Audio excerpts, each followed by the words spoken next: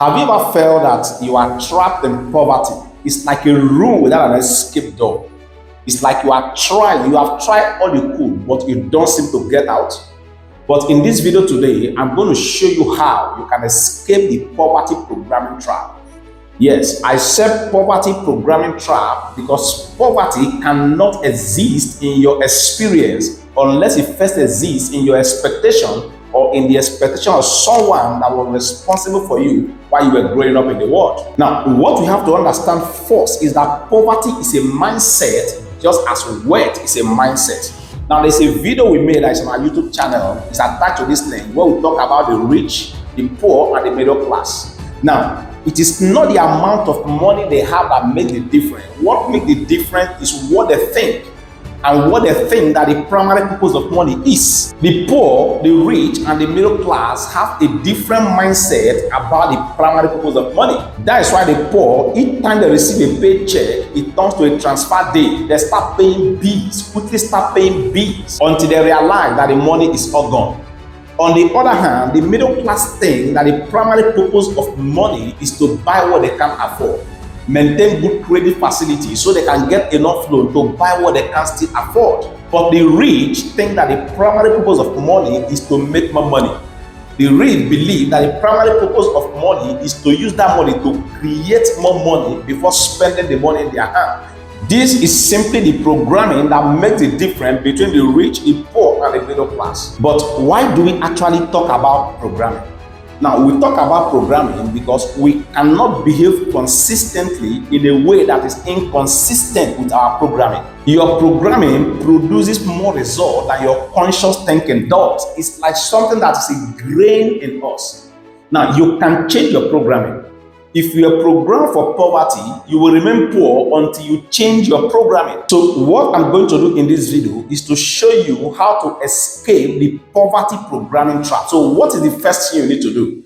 The first thing you need to do is to understand that poverty is a programming trap and you need to escape. Now, there's a verse in the scripture, Proverbs chapter 6, verse 4. It says, "Give not sleep to thy eyes, nor slumber to thy eyelid. Say, deliver thyself." That is talking about escaping. Say, deliver thyself as a roer from the hand of the hunter and as a bird from the fowler. So you have to escape from sleep like a deer escape from the hand of the hunter. You need to escape the poverty programming trap. He says something here, I think in verse 9 of that scripture. I have to look at it together. In verse 9 of that scripture, Proverbs 6, verse 9, and he said, "How long without sleep, O sluggard? When wilt thou arise out of that sleep?" He said, "Yet a little sleep, a little slumber, a little folding of the hands, so shall thy poverty come as one that travaileth." So one of the things we have to do to escape the poverty trap is to learn how to have vehement hatred for poverty. Learn how to have absolute hatred for poverty. Personally, I hate poverty. Like, the reason I'm not poor is because I hate poverty. I have vehement hatred for poverty that I have to beat it out of my doorstep. Well, maybe you don't. Maybe you hate people thinking you are crazy than you hate not having enough money in your bank account. Someone may say, "Larry, it's like you are obsessed with money." I don't care. I don't care if you think I'm obsessed with money. I hate being broke. I hate being broke more than I hate you thinking that. And until you hate being broke, not having to rob Peter to pay Paul, because if you continue like that, one day you will see Peter and Paul, both of them in your house, with their arms stretched out asking for their money. That is when you know that you have to develop a vehement hatred for poverty. I hate living like that. I hate telling my children no before I know what the question was, because there's no money to buy what they will need. I hate the fact that if you want to travel for an holiday, you spend 10, 12, 15 hours on the way just because you cannot afford the faster means of transportation. I hate the fact that people eat junk food just because they cannot afford real food. I hate the fact that people will buy a raggedy car that will cause them to have an accident just because they cannot afford the car that will keep them safe. I hate what poverty does to people. I have vehement hatred for poverty. And until you hate poverty, you won't be able to beat it out of your doorstep. Until you have vehement hatred for poverty, you won't be able to escape the poverty programming trap. You just have to develop a disgust with being broke. You have to develop a disgust with not having enough money, and it will prepare you to escape this programming trap of poverty. Often at times, when I talk about money in the midst of people, you hear them say, put that scripture saying money is the root of all evil. Point of correction. What the scripture says, the love of money is the root of all evil. And the key word there is all, which means all types, all kind. And it does not mean every single solitary. The truth is that money cannot be the root of all single solitary evil in the world. Like, think about it. If it were so, Adam and Eve wouldn't have eaten the fruit because the serpent didn't pay them. So money is not the root of every single solitary evil. What it means is that the love of money is the root of all kinds, all types, and all manners of evil. And what does that mean? The love of money is the root of all evil simply means people will do all type of things if they love money, right? That means people will sell drugs to children for the love of money. Pharmaceutical drugs will sell a drugs that they know is going to harm the population just because of money.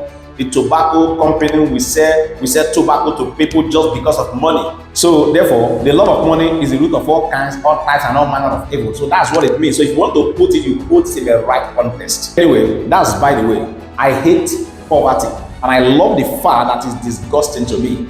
I hate what poverty does to people. I hate the fact that people sleep in the dark just because they don't have money. I hate the argument poverty causes between husband and wife. I hate the argument poverty causes between parents and children. I hate the fact that people sleep under bridge just because they don't have money. I have disgusting hatred for poverty, and that is why I can never be poor. Now, to finally be able to escape this trap, you need to hate poverty and all its partners and fall in love with prosperity and its partners.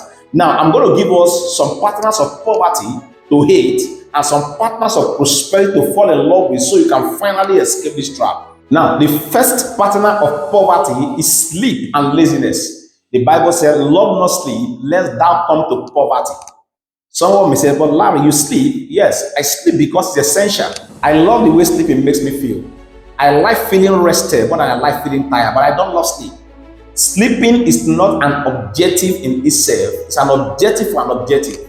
And the objective is that when you have rested enough, it will be time for you to go out and produce a value that other people will be interested to pay money to have. When you have rested enough, that means accomplishing the objective, and you still want to sleep, not trying to spend time to figure out what to do, to figure out the value to create. I bet you're going to be broke. So to escape this trap, you first of all have to hate this partner, which is sleep and laziness. And number two partner of poverty that you must hate is gluttony. Gluttony is a poverty programming trap. And here is what the scripture says. Say, woe unto ye land, who the princes eat in the morning for drunkenness and not for strength. You have to hate gluttony if only you want to escape this trap. There are many broke people. All their supposed investment, their savings, and whatsoever, their lifestyle, all is in their tummy.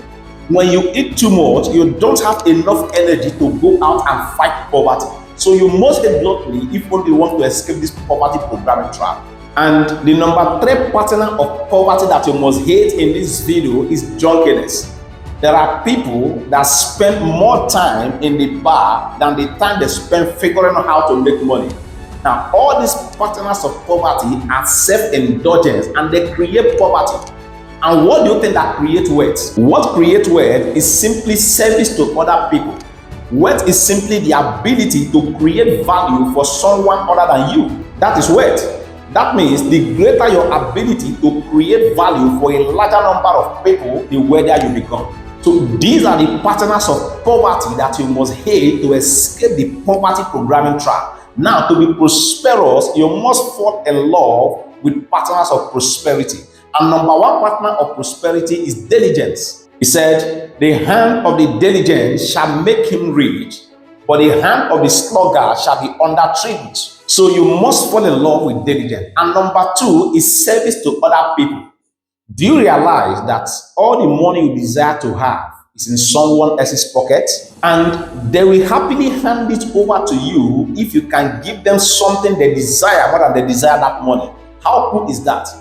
The problem is that people only love to solve their own problem. They don't care about solving other people's problem. And you only get money when you solve other people's problems. So you want to create wealth, you have to be obsessed with looking for somebody's problem to solve so you can create wealth. And the third partner of prosperity you must fall in love with is business. Business is a partner of prosperity that when you fall in love with it, you're going to prosper. And there's something the Bible says about business, and I would like to read that to us. Let me take that to read to us. It said in 1 Thessalonians chapter 4, verse 1, and it said, and that you study to be quiet and to do your own business, working with your hands as we commanded you. Why? In verse 12 it said, that ye may walk honestly towards them that are without, and that ye may have lack of nothing.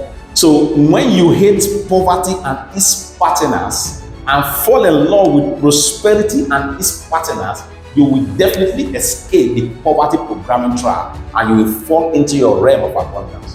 Until our next video, I will say bye for now.